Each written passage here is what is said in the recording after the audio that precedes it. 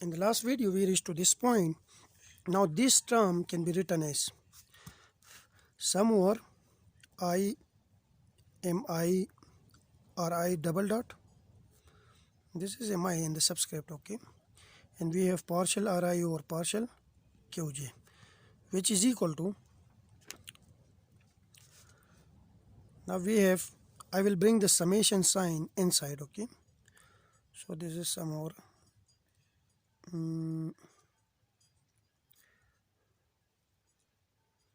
I, yes. So this can be written as partial ri over partial qj, which can be written as d over dt, and we have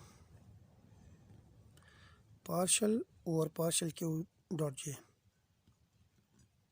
okay, and I bring the summation here, sum over I 1 over 2 mi vi. This is mi here. So we have this term minus, we have sum over partial qj, and I bring the summation inside. We have sum over I, and we have 1 over 2 mi vi square. Here we have square also. Now kinetic energy is 1 over 2 mv square, and the total kinetic energy will be equal to, of the all the particles, it will be equal to sum over I 1 over 2 mi vi square.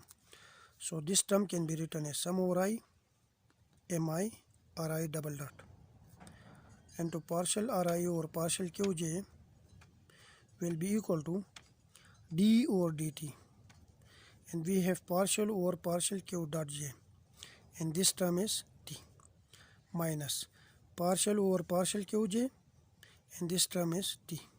Here I put t, here I put t here. So this is equation number 7. Now using 7 and 6, 7 and equation 6. Now we have equation 6 is this one. So instead of this I will put equation 7, which is this one. So we have sum over I pi dot delta ri is equal to sum over j, okay. Instead of this term I will put d over dt of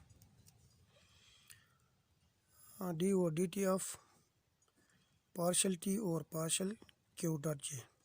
This is q dot, yeah, and minus partial t over partial qj, okay. Instead of this term I put this one, and we have some summation j here because since the I is inside, and we have delta q j. This is equation number 8. Now using 5 and 8 in equation 1. Now 5 is, where is equation 5? It's done. We have equations 5 is here, 5 is here, 8 is here.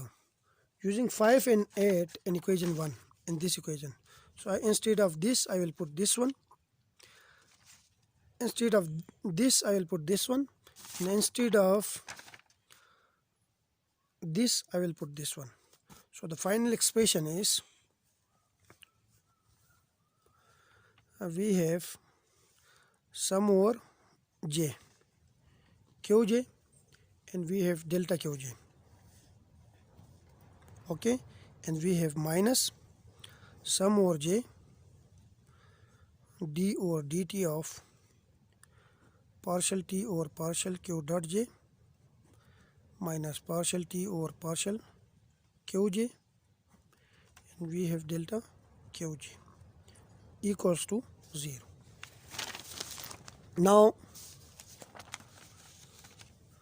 this can be written as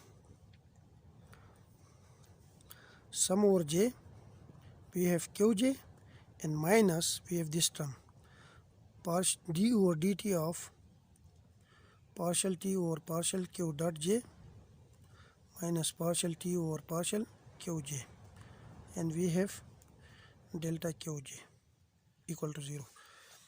It means that either we have this term equal to 0 or this term is equal to 0. This is not equal to 0 because we have, these are the generalized coordinates. So it means that this term Qj minus d over dt of partial T over partial Q dot j, and we have minus partial T over partial Qj equals to 0. This can be written as d over dt of partial T over partial Q dot j minus partial T over partial Qj, and we have plus Qj equals to 0. Now this is equation number 10. Now the generalized force is Qj is equal to sum over I Fi partial Qi or partial Qj. If force is a negative gradient of some scalar, and the scalar is, let's suppose, potential, then we can replace this Fi by minus delta I V. So this equation will become I minus delta IV into partial Qi over partial Qj. This can be written as, in terms of Cartesian coordinates, I partial V over partial Ri, and we have partial, this is Ri, yes, we have partial Ri over partial Qj. This cancel with this, so we have sum over I. So I is gone now, summation is gone because they got cancelled with each other. So we have partial V over partial Qj, which is generalized force, and we have a negative sign here also, yes. So using this 11 and 10, we have d over dt of partial T over partial Q dot j minus partial T over partial Qj, and we have minus partial V over partial Qj is equal to 0.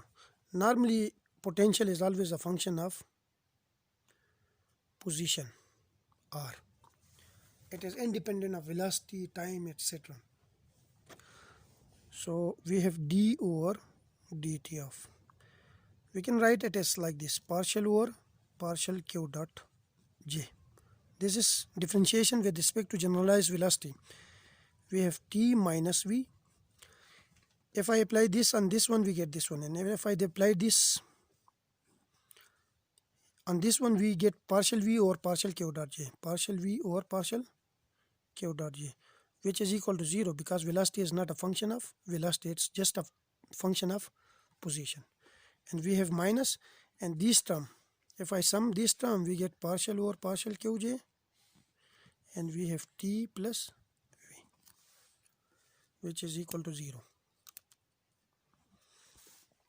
This can be written as d over dt of partial over partial Q dot j, and t minus v, I replace it by another function which is called L, minus partial L t minus v, t plus v or t minus v.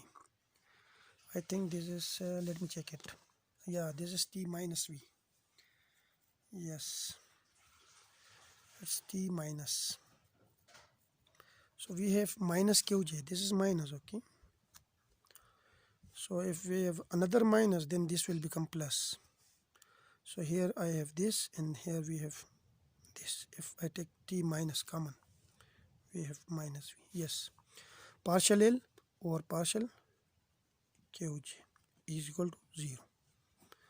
And this is called Lagrangian equation, Euler-Lagrange equation. Now, where L is equal to T minus V is called Lagrangian. And this equation is called Lagrange equation.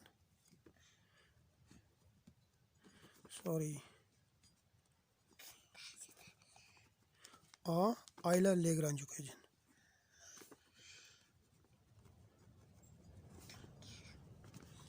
Now this is very important equation. If we apply on different problems, we get the same results if we apply Newton's second law of motion. So Lagrange equation and these are equivalent to each other, like they are the same. But this is more generalized form and this is the basic equation. And also we don't have time, your exams are very near, so I will just consider only one example, which is simple pendulum, and then we will end this course here. In the next video I will discuss this one, and that will be the last video of this course. Thank you. So this is the Lagrangian equation, okay, d over dt partial L over partial q dot. This is q dot, okay, j minus partial L over partial qj, and q dot is basically partial q over partial t, and that's the generalized velocity, okay. So in the next video we will apply this equation and we'll understand it how it works. Thank you.